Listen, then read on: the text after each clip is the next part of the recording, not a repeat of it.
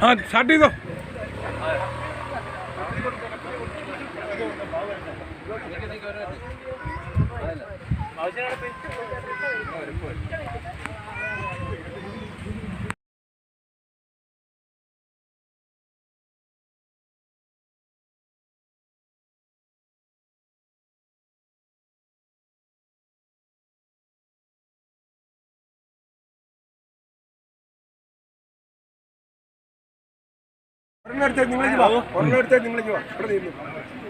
അയ്യോ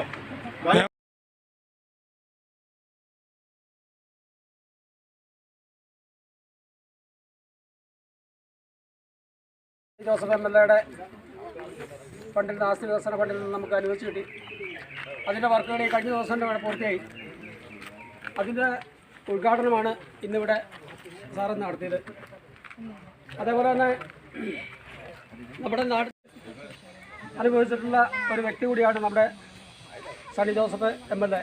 എല്ലാ കാര്യങ്ങൾക്കും എവിടെ വിളിച്ചാലും ഓടിച്ചെന്ന് എല്ലാ കാര്യങ്ങളും നടത്തിക്കൊടുക്കാൻ പറ്റുന്ന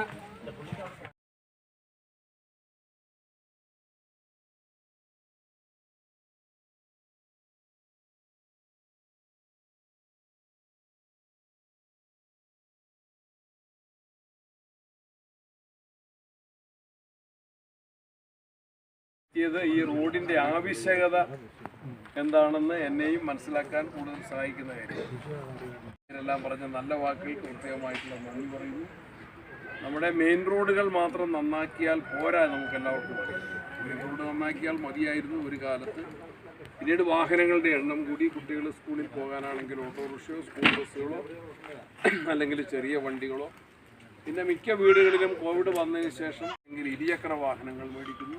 നമ്മുടെ യുവതികളാണെങ്കിലും അവരും ഡ്രൈവിംഗ് ലൈസൻസ് എടുത്ത് വണ്ടി ഓടിക്കുന്നവരാണ്.